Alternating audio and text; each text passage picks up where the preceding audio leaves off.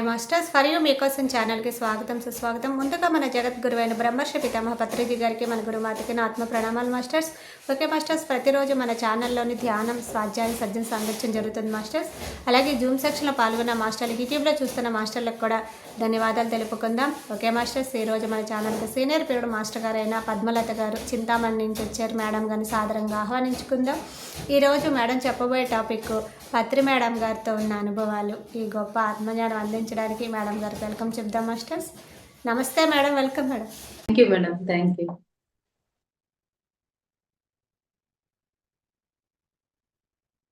Okay masters, మనం అందరూ 5 minutes ధ్యానం చేస్తాం. తర్వాత మనం సజ్జన సాంగత్యంలోకి వెళ్దాం. మొట్టమొదలుగా మన గురువు గారైన డాక్టర్ బ్రహ్మర్షి పితామహ పత్రి గారికి, గురుమాత స్వర్ణమాల అమ్మగారికి నా నమస్కారాలు తెలియజేసుకుంటున్నాను. జూమ్ లో, యూట్యూబ్ లో ఉన్న మాస్టర్స్ అందరికీ కూడా నమస్కారాలు. మనం అందరం కాళ్ళు క్రాస్ చేసుకుందాం, చేతులు కలుపుకుందాం, కళ్ళు మూసుకొని ఒక 5 నిమిషాలు ధ్యాన స్థితిలోకి వెళ్దాం. కేవలం శ్వాస మీద ధ్యాస.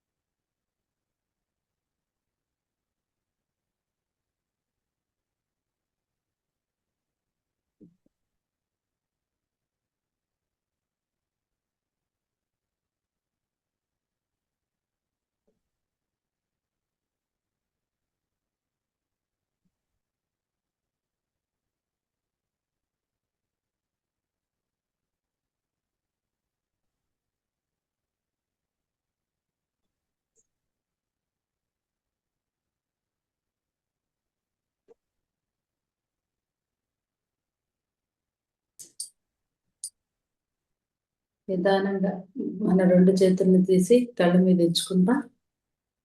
ఈ అద్భుతమైన ధ్యానాన్ని మనకు ప్రసాదించిన మన గురువు గారికి ఒకసారి ధన్యవాదాలు తెలియజేసుకుందాం.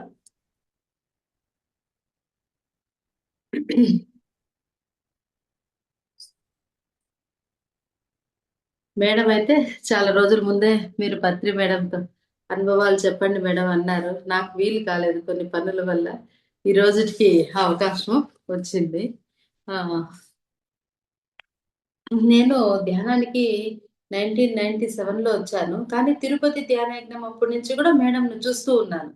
కానీ కలవలేకపోయాను. ఎందుకంటే ఒక 2, 3 సార్లు మాట్లాడాలని ప్రయత్నం చేసినప్పుడు కొందరు సీనియర్స్ చెప్పినారు. ఆమె చాలా రిచ్‌గా ఉండేవాళ్ళతో, ఫ్యాషన్‌గా ఉండేవాళ్ళతో అట్లనే మాట్లాడతారు అని చెప్పారనమాట. సరే అని దూరంగానే ఉండేదాన్ని. 2013లో కడతాల్లో ఏమైందంటే ధ్యానయజ్ఞం అప్పుడు మా నాన్నగారు లేదురా అట్లంతా ఏమీ లేదు అని అంటే నేను మా తల్లిదండ్రుల ద్వారానే ధ్యానానికొచ్చిండింది. ఆయన మేడం వాళ్ళ అక్కడ విల్లాస్ ఉన్నాయి గదండీ! అక్కడికి తీసుకెళ్లారు నన్ను. తీసుకెళ్ళినప్పుడు మేడం ఎంతో చక్కగా మాట్లాడినారు. "ఇన్నేళ్ల నుంచి ఉన్నారా సార్" అంటే అప్పటి వరకు సార్ మా ఇంటికి ఒక 10, 15 సార్లొచ్చిన్నారు. ఇన్ని సార్లు సారొచ్చినారు. ఇట్లా వంటలన్నీ జేసినాము అవన్నీ జెప్తే ఆమె చాలా సంతోషపడి, చాలా బాగా క్యాజువల్‌గా ఆహ్, ఒక మన ఇంటి మనిషిలాగా మాట్లాడినారనమాట. చాలా సంతోషమైంది. ఏమి మనము ఇన్ని రోజులు ఆమె గురించి విని, తప్పుగా అర్థమయ్యి, ఎక్కడో దూరంగా ఉన్నామే అని అనిపిచ్చింది. కానీ దేనికైనా ఒక టైం, ఆ టైం వచ్చినప్పుడు అన్నీ జరుగుతాయంటాం గదా! అట్లా అప్పుడు ఇంకా కొటాల్లో నెక్స్ట్ కొన్ని రోజులకే ఇది సంక్రాంతి ధ్యాన మహాయజ్ఞం జరిగేది స్టార్ట్ అయింది. అప్పుడు పత్రి సారు వాళ్ళు కొటాల మాస్టర్స్ మా అమ్మ అంటే కొటాలకు దగ్గరలోనే ఉంటారు అమ్మ వాళ్ళు. ఎప్పుడు కొటాలకు సారొచ్చినా మా అమ్మనే వంట చేసేది, పెట్టేది లేదా మా ఇంటికొచ్చి భోంచేసేవాళ్ళు అట్లా. అందుకు 3 డేస్ సంగీతం వాళ్ళకి, సార్‌కి, గెస్ట్‌లకంతా మీరే వంట చేయాలమ్మా అని చెప్పి ఆ ప్రభాకర్ సారు, సుధాకర్ చెప్పడంతో సరే అమ్మేమనింది నా ఒక్కదానికే కష్టము. నువ్వు మాలతి అని నా ఫ్రెండ్ ఉంది. ఆమె, ఉష అందరూ కలిసి చేస్తాము అని చెప్తే సరే అన్నా. అప్పుడు పత్రి మేడం గూడా కొటాలకు వచ్చినారు. వచ్చినారు. అప్పుడు అడిగినా మేడం సార్‌కి ఎట్లా చేయాలా? కొన్నైతే మాకు తెలుసు. అంటే 3 డేస్ కంటిన్యూయస్‌గా చేయాలి గదా! అని మేడంను అడుగుతా వచ్చినాం. ఎట్లా చేయాలా? ఏం వంటలు చేయాలా? ఏమేమంటే చాలా నీట్‌గా ఈ టైంకి ఇది చేయండి, ఆ టైంకి అది చేయండి, ఇట్లా చేయండి అని చెప్తూ అప్పటి నుంచి మాకు మేడంతో బాగా అనుబంధం అనేది ఏర్పడిందనమాట. అట్లా తర్వాత ఏమైంది మళ్ళా మేము వచ్చేసినాం కొటాలదంతా బాగా హ్యాపీగా చేసుకున్నాం. మాకు ఆ వంటలు చేసే భాగ్యం గూడా దక్కింది. వచ్చేసాము. వచ్చేసిన కొన్నాళ్ళకి మళ్ళా మేడము ఒక 5, 6 మంత్స్ తర్వాత అన్నమాట తిరుపతికేమో వచ్చి అట్లే కొటాల నుంచి బెంగుళూరుకెళ్తున్నారు. ఆ రోజు అనుకోకుండా మా తోడికోడలు వాళ్ళది ఇంటి గృహప్రవేశం ఉండింది. మా అమ్మాళ్ళకు తెలుసు మేడం కొట్టాలకొచ్చినారు అని తెలుసనమాట. అందుకు మా అమ్మ అడిగింది, "ఎట్లా కొట్టాల నుంచి బెంగుళూరుకి పోయేటప్పుడు ఆన్ ద వే చింతామణి వస్తుంది గదా! ఆ మేడం ఊరికే వచ్చి పాలు అట్లా పొంగించి పొమ్మను. రేపు అంటే నెక్స్ట్ డే గృహప్రవేశము. ముందు రోజు సాయంత్రం అట్లా వెళ్తున్నారు గదా!" అంటే అడిగినాను. ఏమనుకుంటారో అంటానే అడిగినాను. అడిగితే ఆమె వెంటనే ఒప్పుకున్నారు. "వస్తాలే" అన్నారు. మా తోడికోడలు వాళ్ళు ఆమెకసలు పరిచయం కూడా లేదు. అయినా వస్తాను అన్నారు. వచ్చి ఫస్ట్ నెక్స్ట్ డే గృహప్రవేశమైనా ఫస్ట్ మేడంతోనే పాలు పొంగించడం జరిగింది. అప్పుడు ఇల్లు ఎందుకు మనము ఫౌండేషన్ ఏసినప్పుడు గానీ, ధ్యానం జేయడమో, లేదా కొందరు పూజ జేయడమో చేస్తారు అనే టాపిక్ మీద చెప్పారు. ఆ ఫౌండేషన్ ఏసేటప్పుడు ఎన్నో సూక్ష్మ జీవులన్నీ ఉంటాయి గదా! చీమలు గావచ్చు, పురుగులు గావచ్చు, అవన్నిటికి కూడా మనం హాని కలిగించింటాం తవ్వేటప్పుడు అంతా. అందుకు వాటిని క్షమాపణ కోరుతూ మనము ఆ పూజలు అవి చేయడం గూడా జరుగుతుంది. మనమైతే మెడిటేషన్ చేస్తాము. వాటన్నిటిని క్షమాపణ అడుగుతూ ఒక ఇల్లు అనేది ఫుల్లు ప్రాణశక్తితో నిండి ఉండల్లా. ఆ ప్రాణశక్తి ఎప్పుడైతే నిండుగా ఉంటుందో, ఆ ఇంట్లో ఆనందం అనేది ఉంటుంది అని ఆ ప్రాణశక్తి బుక్‌లోటివి కొన్ని పాయింట్స్ అన్నీ చెప్పడము జరిగిందనమాట. అట్లే కూర్చోబెట్టి అక్కడ కొంతసేపు ధ్యానం చేయించి, పాలు పొంగించి, అందరితోనూ మాట్లాడి హ్యాపీగా అయింది. మళ్ళా మా ఇంటికొచ్చినారు. మా ఇంటికొస్తే మా ఆయనతో అడిగినారు. నేను నెక్స్ట్ 2 మంత్సో, 1 మంత్ తర్వాతో ఇట్లా కర్ణాటక ట్రిప్ వెళ్తున్నాను. హొరనాడు, ಕೊಳ್ಳೇಗಾಲ, ధర్మస్థల, మైసూర్ వెళ్తున్నాను. నాతో పద్మాని పంపించండి అని అడిగినారు. అంటే ఎప్పుడైనా ధ్యాన యజ్ఞాలకు అట్లంతా పంపేవాళ్ళు గానీ, మేడంతో పర్సనల్‌గా అట్లా ఎప్పుడు గూడా పత్రి సార్తో కూడా పర్సనల్ గా అట్లా వెళ్ళింది లేదు. అన్ని ధ్యాన యజ్ఞాలకు కామన్ గా గ్రూప్ ప్రోగ్రామ్స్ కి వెళ్ళేదాన్ని. ఆమె అడిగిన వెంటనే మా ఆయన టక్కున ఒప్పుకునేస్తున్నారు. 5 days అంటే 6 days అవుతుంది పోవడము రావడము అంతా. సరే ఓ ఖచ్చితంగా పంపిస్తాను. మీరు ఎప్పుడు అడిగినా పంపిస్తాను అని చెప్పేసినారు అనమాట ఆయన. అంటే నాకు చాలా ఆశ్చర్యమైంది, అర్థమైంది. ఆమె మాటల్లో ఏదో ఒక శక్తి ఉంది. మాట మంత్రంలా వర్క్ అయిందంటే ఆమె సత్యం ధర్మ మార్గాలను ఎంత బాగా అనుసరిస్తుంది. అంటే పత్రిసార్ దారిలో ఎంత బాగా నడిచింటే ఆమె మాటకు ఆచరణ ఉంటేనే ఆ మాటలో శక్తి ఉంటుంది అనమాట. ఇప్పుడు ఎంతో మందికి మనం ధ్యానం చేయండి చేయండి అంటారు. కొందరు చెప్పిన వెంటనే కొందరు బాగా చేస్తారు, కొందరు ఊరికే వినేసి వదులుతారు. అంటే వా ఆ ఫ్రీక్వెన్సీకి తగిన శక్తి మన దగ్గర లేదు. ఇప్పుడు ఆమె చెప్పిన మాటలు మా ఆయన టక్కని విని ఒప్పుకున్నారు అంటే ఆ మాటలో ఒక శక్తి ఉంది. అంటే ఆమె ఎంతో సార్ దగ్గర అన్ని ఆచరణ చేస్తున్నారు కాబట్టి అట్లా టక్కని జరిగింది అని, ఎంతో జన్మల పుణ్యం ఉంటేనే ఆమెతో వెళ్ళడం జరుగుతుంది అని అనుకున్నాను. తర్వాత 1 month కు నేను పిరమిడ్ వ్యాలీకి వెళ్ళాను. నేను నేను మాలతి మేడము, పత్రి మేడము, మేడం కార్లో కూర్చున్నాము. మా అమ్మ ఉష, ఇంకా కొట్టాల సుధాకరు, మంజు అనేసి పత్రి సార్తో కర్ణాటకలో తిరిగే ఒక అబ్బాయి ఉంటాడు. వాళ్ళందరూ ఒక కారు 2 కార్లలో మా ప్రయాణం అనేది స్టార్ట్ అయింది. కొల్లేగాళ్ళకి వెళ్ళాము. ఆమెతో వెళ్ళడం నుంచి వాళ్ళు మేడంతో సహా మమ్మల్ని అందరినీ కూడా చాలా బాగా ఇన్వైట్ చేసుకున్నారు. ఫుడ్ అరేంజ్మెంట్స్ అన్ని చాలా బాగా చేసి మాతో కూడా ఎన్నో డౌట్స్ అడిగి చాలా ఆనందం పొందినాం అనమాట. అక్కడ మేడము అక్కడ క్లాస్ స్టార్ట్ అయినప్పుడు, ఇది కర్ణాటక కదా, నువ్వు కన్నడలో క్లాస్ చెప్పు, నేను తెలుగులో చెప్తాను అన్నారు. నేను అప్పటి వరకు ఏదో చిన్నప్పుడు పిల్లలు కావాలి నేర్పించడమే కానీ కన్నడ అనేది పెద్దగా రాదు. అంటే చింతామణి కర్ణాటక అయినా అది ఆంధ్ర బార్డరే. ఎక్కువ కన్నడ ఏం మాట్లాడటం కొద్ది కొద్దిగా స్కూల్లో మాట్లాడినవి ఏవి విన్నాను. అట్లా విని ఉండడము, ఏదో కొద్దిగా ఫిలిమ్స్ ఇట్లా అట్లా చూడడం జరిగింది కానీ ఎప్పుడు కన్నడలో పెద్ద మాట్లాడింది లేదు, 1-2 సెంటెన్స్ తప్పితే. ఆమె పక్కలోనే ఇట్లా చైర్ వేసి కూర్చోబెట్టినారు. నువ్వు కన్నడలో చెప్పు అనేసినారు. నాకే తెలీదు, ఏమైందో తెలియదు. ఓకే మేడం అన్నాను. లోపల కొంచెం భయంగా ఉండింది, రాదు కదా కన్నడ అని. ఓకే అన్నాను. నాకు తెలియకుండానే ఎంతో అనర్గళంగా ఒక 10 నిమిషాలు కన్నడలో మాట్లాడేయగలిగినారు అనమాట.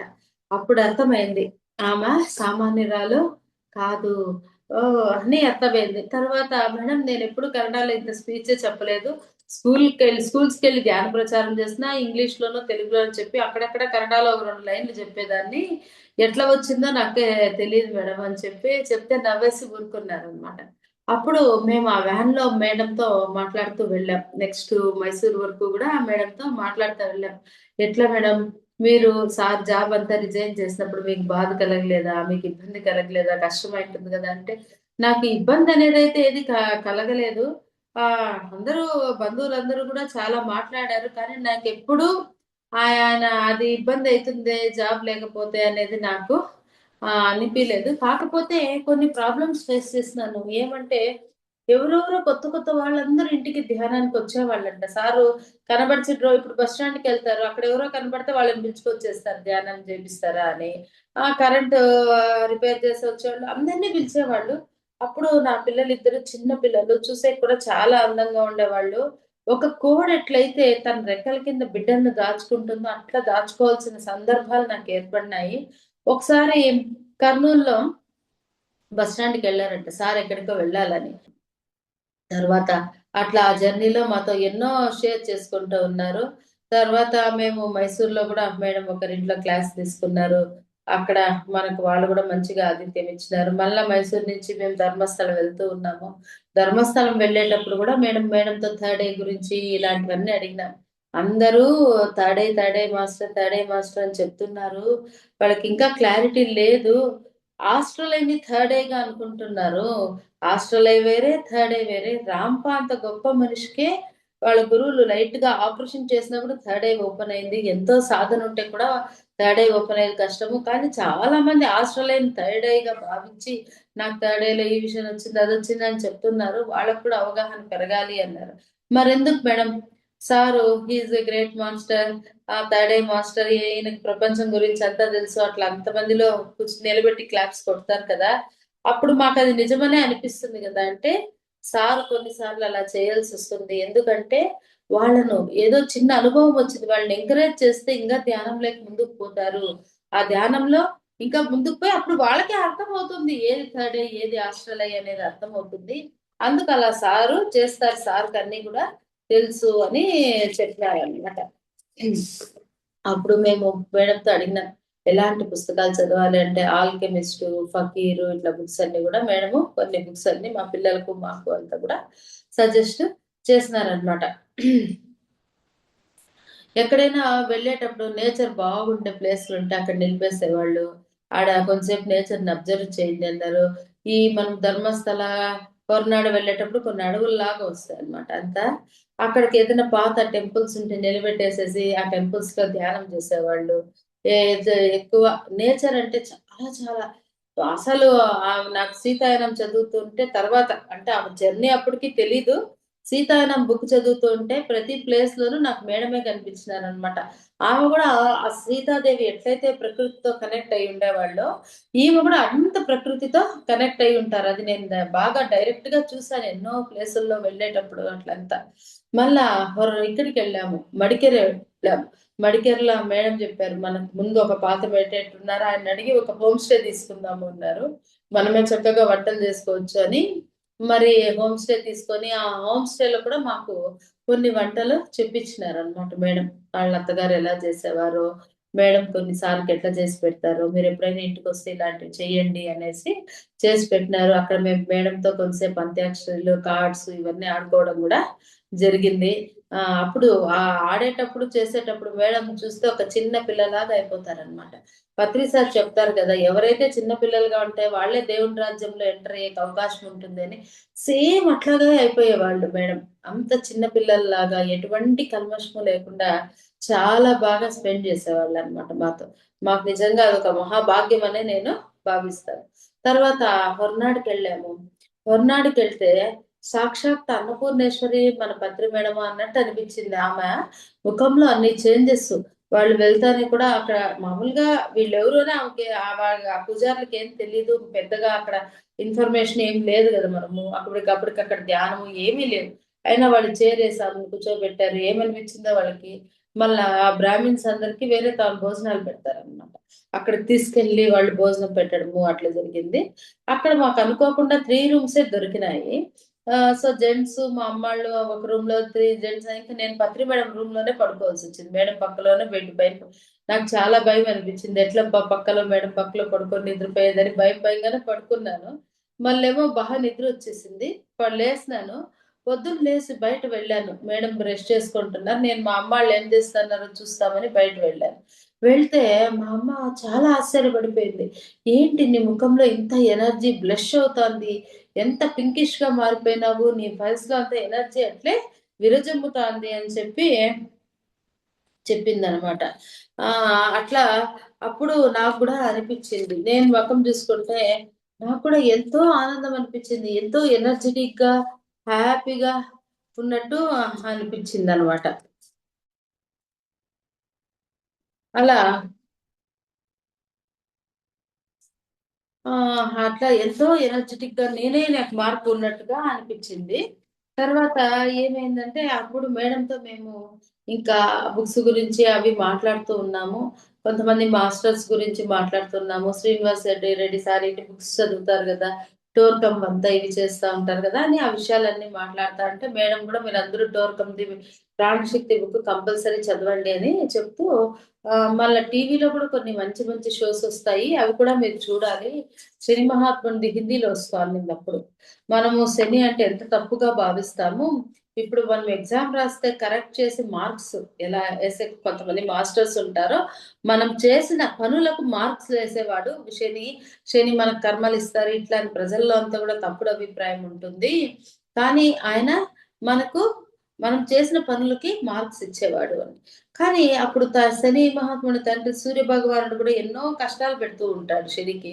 ప్రతి కష్టాన్ని ఎదుర్కొన్నప్పుడు ఆయన శక్తి పెరిగిపోతా ఉంటుంది. ఇంద్రుడు అంటాడు, ఏంటి ఇన్ని కష్టాలు పడతాన్నా అబ్బాయిల శక్తి పెరిగిపోతుంది అంటే అప్పుడు శివుడు సమాధానం చెప్తాడంట, ప్రతి కష్టం ఎదుర్కొన్నప్పుడు వాళ్ళ లోపల అంతర్గతంగా ఉన్న శక్తి బయటకు వస్తుంది. అందుకే కష్టాలు అనేది పాఠాలు అని మనకు పత్రి సార్ చెప్పేది. మనం అనుకుంటాం ఎందుకు మనం ధ్యానం చేస్తుంటే కష్టాలు వచ్చినాయంటే, నువ్వు ఆ లెసన్ నేర్చుకోవాలి కాబట్టి నీకొచ్చినాయి.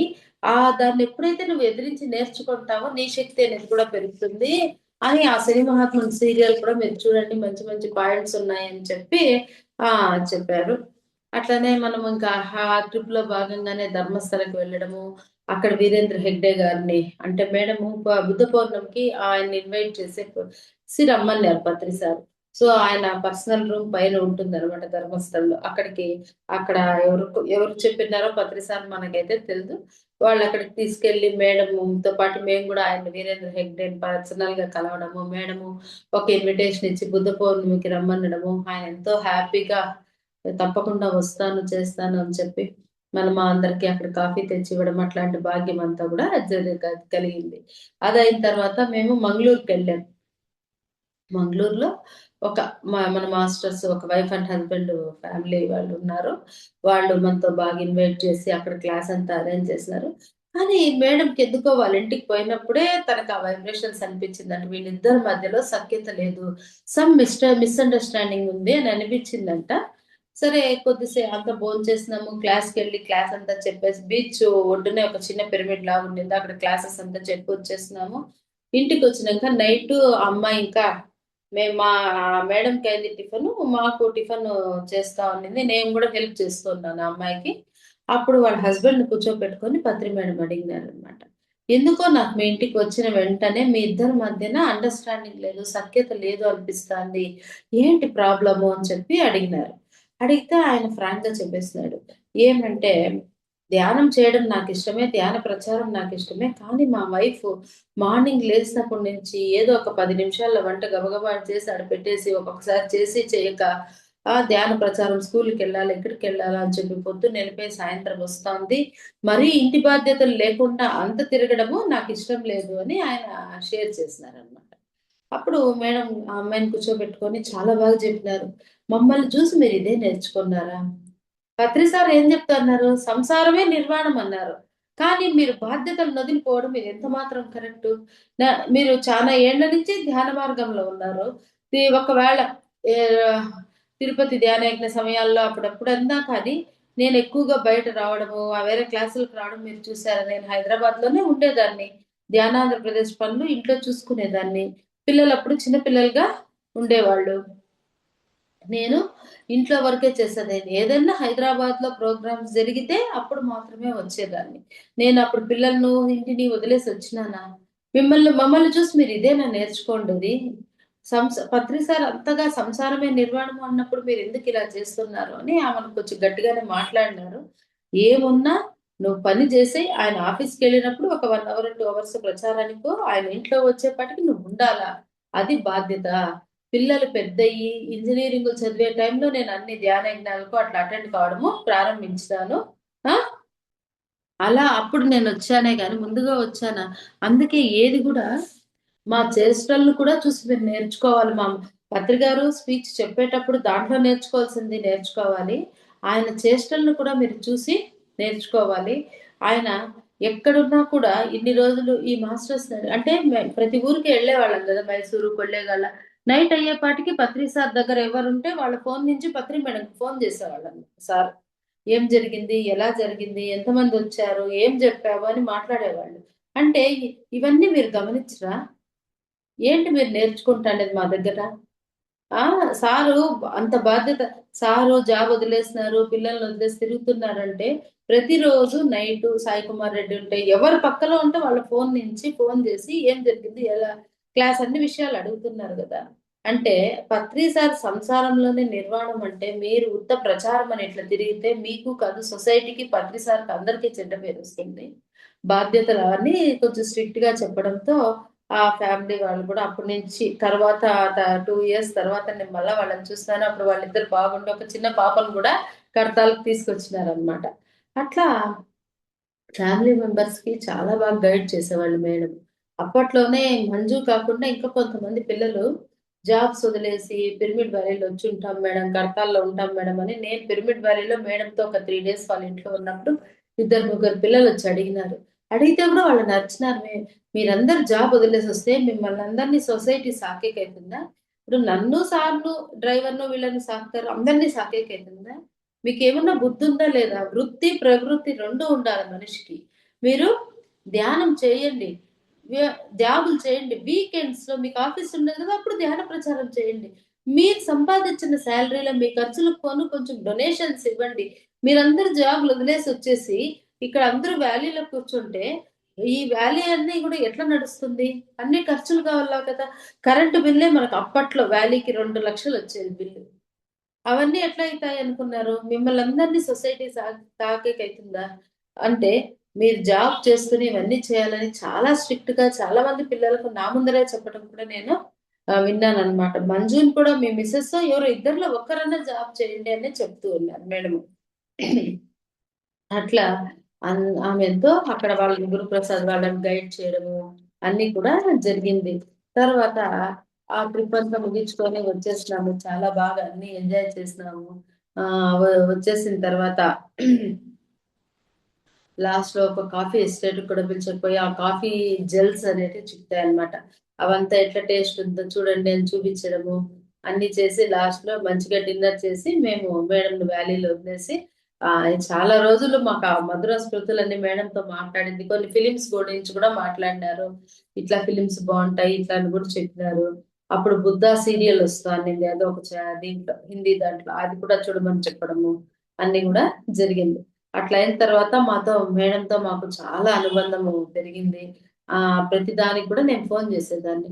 ఎట్లాంటి మాస్టర్స్ పిలిచాలి మేడం, ఈ మాస్టర్ చింతామణికి వస్తాము అంటున్నారు, ఓకేనంటే ఓకే అంటే పిలిచేదాన్ని, లేదంటే గమ్మునైపోయేదాన్ని. వాళ్ళకి ఎలా అకామిడేషన్ పెట్టాలి, ఇంట్లో నా బయట లాడ్ చేయాలి అన్ని గైడ్ చేసేవాళ్ళు. ఎందుకంటే మీరందరూ అప్పటికి మేము ఇంకా యంగ్స్టర్స్ గా ఉండేవాళ్ళము కాబట్టి ఇట్లా ఉంటేనే మనకు మంచిది అని అన్ని మాకు గైడ్ చేసేవాళ్ళు.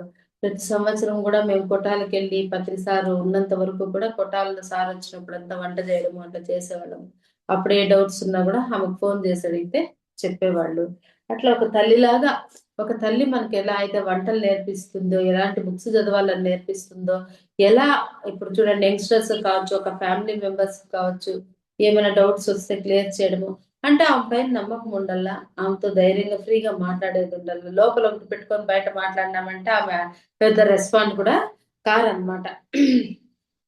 అట్లా పెరిగింది. మళ్ళా మేడమే ఒకసారి ఫోన్ చేసి రాయచోట్ల రమేష్ సార్ ఆయన ఒకసారి ఉన్నారు, ఆయన పిలుస్తారు క్లాస్కి వెళ్దాం రా అన్నారు. సరే మేడంతో పాటు అప్పుడు రాయచోటికి వెళ్ళాము, అట్లే తిరుపతికి వెళ్దాము, తిరుమలకి వెళ్దాము. దర్శనం అంతా కాదు, బయట హాయిగా ఒక చాప వేసుకొని కూర్చొని కొద్దిసేపు ఆ వైబ్రేషన్స్ ఎంజాయ్ చేస్తాము అన్నారు. అట్లా కూడా మేడంతో వెళ్ళాము. మళ్ళీ ఒకసారి ఆ తలకోన అని ఒక అడవి ప్రదేశం ఉంటుంది తిరుపతి దగ్గర, అక్కడికి కూడా వెళ్తే అక్కడ ప్రభాకర్ సార్ వాళ్ళు అక్కడ ఒక మధ్వా బ్రాహ్మిన్స్ తో వంట చేసి మేడంకు తీసుకొచ్చేవాళ్ళు, అదే మేము తినేవాళ్ళము. అట్లా కూడా చాలా బాగా మంచి ఆమెతో వెళ్ళినప్పుడు అంతా కూడా మంచి ఆతిథ్యాన్ని స్వీకరించినాము. ఎంతో మంది కొత్త మాస్టర్స్ కలిసినాము. ఆ భాగ్యం అంతా కూడా కలిగింది అనమాట. ఇట్లుండగా వ్యాలీలో ఒకసారి అన్నదాన కమిటీ ఏర్పరుస్తా అన్నారు పత్రి సారు. కొంచెం అప్పుడు ఫండ్స్ కి ఇబ్బందిగా ఉండింది. పత్రి మేడం ను కమిటీకి చైర్మన్ గా పెట్టారు. సరే నీకు కావాల్సిన వాళ్ళు ఎవరన్నా కొంతమంది ఆడవాళ్లను మెంబర్స్ గా సెలెక్ట్ చేసుకుంటే పత్రి మేడం నన్ను, మాగడి మీనా మేడం ను ఒక 5-6 మందిని సెలెక్ట్ చేస్తున్నారు. లేడీస్ పత్రి సార్ జెంట్స్ సెలెక్ట్ చేస్తారు. ఆ మీటింగ్ కి మేము వెళ్ళాము. వెళ్తే ఆమె ఆ చైర్ లో కూర్చొని ఉంటే సాక్షాత్తు అన్నపూర్ణేశ్వరి దేవిని అక్కడ కూర్చోందా అన్న ఫీలింగ్ కలిగింది. అప్పటి వరకు కొంచెం ఫండ్స్ ఇబ్బందిగా ఉంది. ఏ రోజైతే ఆమె అన్నదాన కమిటీకి మెంబర్ గా అయ్యిందో ఆమె మాకు చెప్పింది, చింతామణి నుంచి నాకు గోధుమ పిండి రావాలా, ఇంకొక ఊరు నుంచి నాకు గ్రౌండ్ నట్స్ అట్లా అంతా చెప్తూ వచ్చింది. ఆ ఎంత వాక్కు శక్తి ఉందంటే ఆమె సాక్షాత్ అన్నపూర్ణదేవి ఏమో నెక్స్ట్ మంత్ నుంచి వ్యాలీలో భోజనానికి కొరత లేకుండా అన్ని ఫండ్స్ ఇప్పుడు వరకు వస్తున్నాయి, భోజనానికి అయితే కొరత లేదు. అప్పుడు ఒకసారి వచ్చిన ఫండ్స్ తో ఇంకా ఆమె దుడ్లు మిగిలించి వ్యాలీ కరెంట్ బిల్ కూడా కట్టడం జరిగింది అనమాట. అంటే ఆమె ఆమె అన్నదాన కమిటీకి ఎప్పుడు చైర్మన్ అయిందో నన్ను మెంబర్ గా ఉండమనింది. నేను ఓకే అన్నాను. ఆ ఆమె నువ్వు అక్కడ మెంబర్ గా ఉండు అని చెప్పినప్పుడు ఓకే అంటే నాకు ఎంత సంతోషం అనిపించింది అంటే నాకు ఆ వర్క్ అంటే మనకు మన బ్లూ ప్రింట్ ఏమేం తెలియదు, ఏం చేయడానికి వచ్చినామని మనకు తెలియదు, ఆ గురువులకు తెలుస్తుంది. మన బ్లూ ప్రింట్ చూసి మనకు వాళ్ళు ఆ వర్క్, కొంతమందికి చూడండి ప్రతిసారి నువ్వు పిరమిడ్ కట్టు అంటారు, నువ్వు శాకాహార ర్యాలీ చేయంటాడు, కొంతమందికి అన్నదానం చేయంటాడు.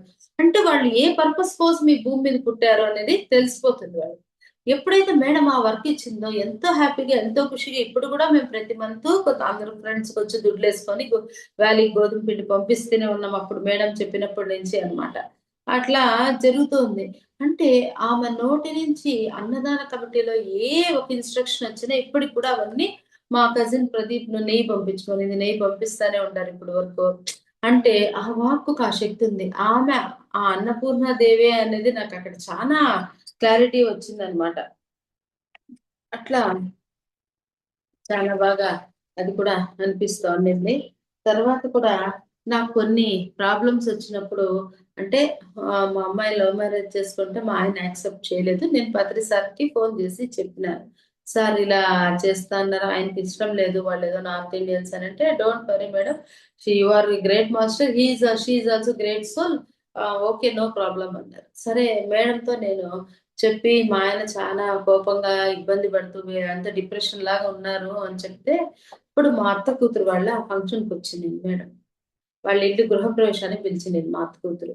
అప్పుడు మా ఆయనతో అదే పనిగా కూర్చోబెట్టుకొని మాట్లాడి, వాళ్ళ లైఫ్ వాళ్ళు చూసుకున్నారు, వాళ్ళ స్వతంత్రం వాళ్ళు చూసుకొని హ్యాపీగా ఉన్నారు, మీరెందుకు ఇంత బాధపడతారు, మీరు పద్మ హ్యాపీగా ఉండాలా, మీ ఎయిమ్ అంతా ఇప్పుడు మీ ఇద్దరు హ్యాపీగా ఉండాలా, మీరు ధ్యానం చేసుకోవాలా, మీరు ఖుషిగా ఎక్కడికైనా ట్రిప్స్ వెళ్ళాలా, ఉండాలి, వాళ్ళ గురించి మనం ఎందుకు ఆలోచన చేయాలి, వాళ్ళు మేము హ్యాపీగా ఉండాలని వాళ్ళు చూసుకున్నారు, మీరు మరి ఈ రోజు నుంచి నాకు మీరు ప్రామిస్ చేస్తున్నారు, మీ జీవనం మీరు జీవిస్తారని ప్రామిస్ చేస్తున్నారు నాకే అని మా ఆయనతో మాట్లాడారు. అంతే. ఆ రోజుటి వరకు ఎంతో ఇబ్బందిగా, కోపంగా, 17 ఏళ్ళు అయింది అప్పుడు, 17-20 ఏళ్ళు అయింది నా పెళ్లి, ఎప్పుడు కోపపడినంత కోపం అన్నిటికీ నా మీద కోపపడ్డం అట్లుండే ఆయన మేడంతో మాట్లాడిన తర్వాత అస్సలు ఇంకా ఆ మాటలే లేదు, హ్యాపీగా నేను ధ్యాన యజ్ఞాలకు అన్నిటికీ వెళ్ళేవాడిని. మా అమ్మాయి ఎప్పుడైనా ఫోన్ చేస్తే కూడా ఆయన ఒక 2 నిమిషాలు మాట్లాడేవాళ్ళు, నాకు ఇచ్చేవాళ్ళు కూడా కాదు. మేడం చెప్పిండు నాకు, నువ్వు ఆయనకు తెలియకుండా ఫోన్ చేయొద్దు, ఆయనకు తెలియకుండా మాట్లాడొద్దు, ఆయనకు తెలియకుండా ఎలాంటి ఫైనాన్షియల్ సపోర్ట్ చేయొద్దు, ఎందుకంటే ఇప్పుడు నీ సపోర్ట్ ఆయనకు అవసరము, ఇప్పుడేమైనా నువ్వు తప్పు చేస్తే నీ మీద నమ్మకం వెళ్ళిపోతే ధ్యాన ప్రచారానికి కూడా మన పంపిరు, ఎందుకంటే అబద్ధాలు చెప్తాంది అని. సో నువ్వు తెలియకుండా ఏమీ చేయొద్దు, ఒక్క రోజు వస్తుంది ఆ అమ్మాయి ప్రెగ్నెంట్ అయితే అన్ని సరిపోతాయి అని చెప్పింది మేడం. సరే నేను మేడం చెప్పినారు కదా అని ఒక్క రోజు కూడా తెలియకుండా ఫోను చేయలేదు, మాట్లాడలేదు, ఫైనాన్షియల్ సపోర్ట్ ఏమీ చేయలేదు. ఆయన ఎప్పుడైనా ఆయన ముందర ఫోన్ ఇస్తే ఒకే ఒక లైన్ బాగున్నావా ఓకే అని పెట్టేసేదాన్ని, అంత ఎక్స్ట్రా కూడా. అలా 5 ఇయర్స్ జరిగింది. 5 ఇయర్స్ లో నేను ఒకసారి కూడా కలవలేదు, మాట్లాడలేదు, ఏమీ చేయలేదు. ఆ అమ్మాయి ప్రెగ్నెంట్ అని ఫోన్ చేసింది మా ఆయనకి. ఫోన్ చేస్తే రా ఇక్కడికి ఏం పిలిచినారని. మళ్ళీ ఆ అమ్మాయి తట్పటాయిస్తుంటే, లేదు అమ్మని పంపిస్తాను రా అన్నారు. అంటే ఆ రోజు మేడం ఏం చెప్పారు, నువ్వు ఊరికే ఉండు, ప్రెగ్నెంట్ అయితే అన్ని సరిపోతాయి అన్నారు.